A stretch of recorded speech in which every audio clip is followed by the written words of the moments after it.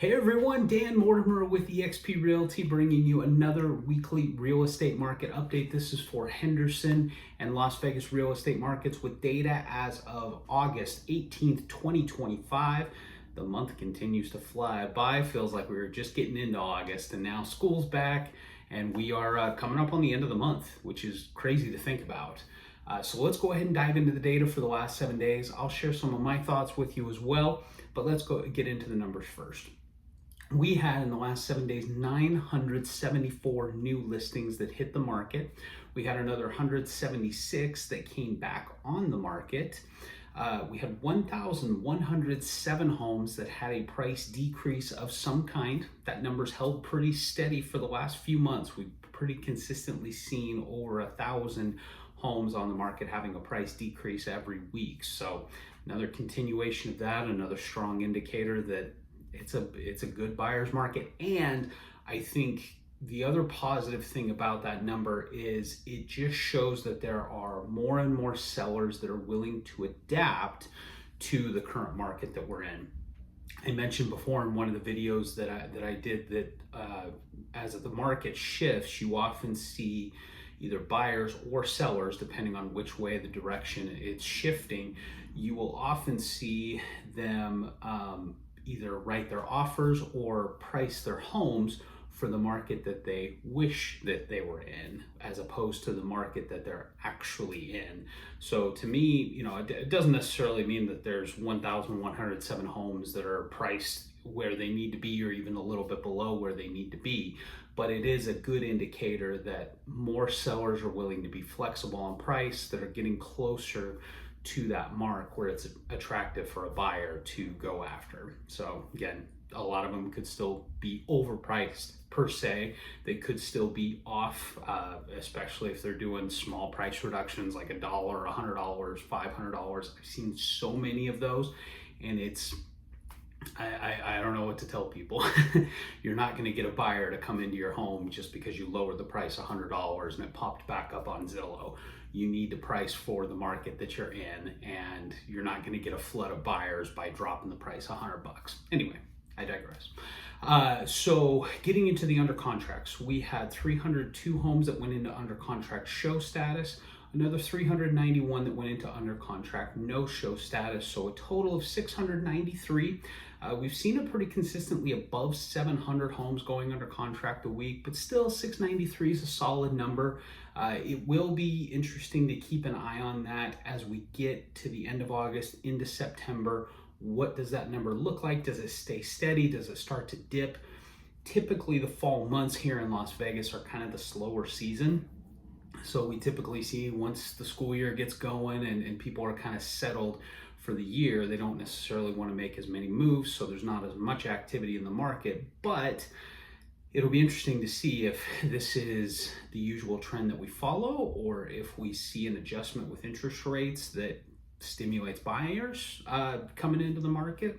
Kind of remains to be seen. A lot of what ifs and guesses and assumptions on some people's parts. We really don't know. But this is typically the time of the year that we see things slow down just very slightly as we get towards the end of the year. Getting into the homes that were sold. We had 511 homes sold in the last 7 days, and another 73 homes that got put into coming soon status, meaning they will be active on the market in the next 30 days or less. Usually quite a bit less. Usually they're on the market in the next 7 days or less.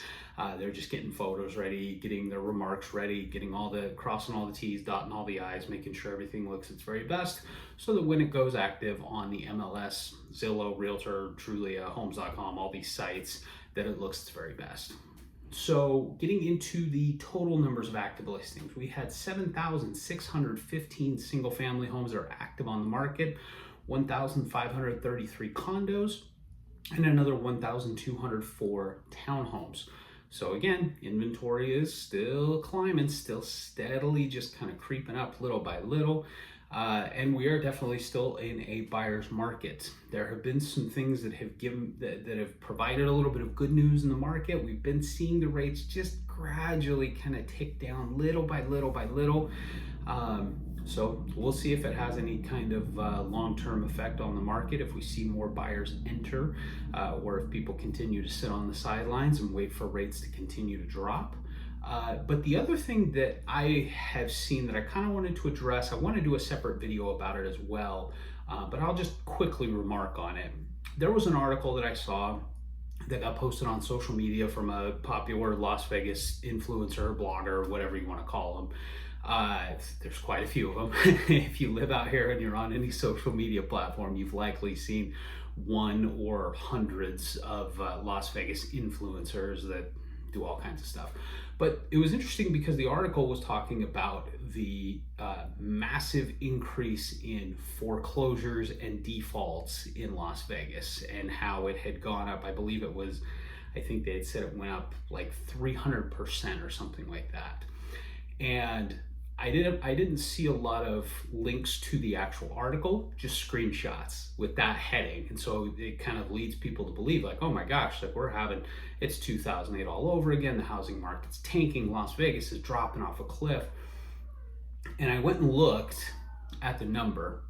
I found the article, looked up the number, because I'm like, okay, how many thousands is it? Is it 4,000, 5,000, 2,000? Like what is represented by this increase? I open up the article and I believe the number was 200. 200 in a month, which is not nothing, but when you think about the overall impact of the housing market and the hundreds of thousands of homes that we have in town here, 200 foreclosures or 200 defaults, kind of a drop in the bucket. Will be something to keep an eye on as things progress, if we see more sellers get into situations like that, but not really something that I think is imminent or a huge danger. I'll talk about it a little bit more and we'll go through the article. I'll do another video about it, but it'll be interesting to see if this slow season plays out like we typically see it as things get into fall and winter, if we still see things slow down overall in the market, or if the interest rates continue to decline, if we see an increase in buyer activity. So very interesting to see. We'll find out as time goes on, but hope you guys enjoyed this video, got some value out of it. I will see you at the next one.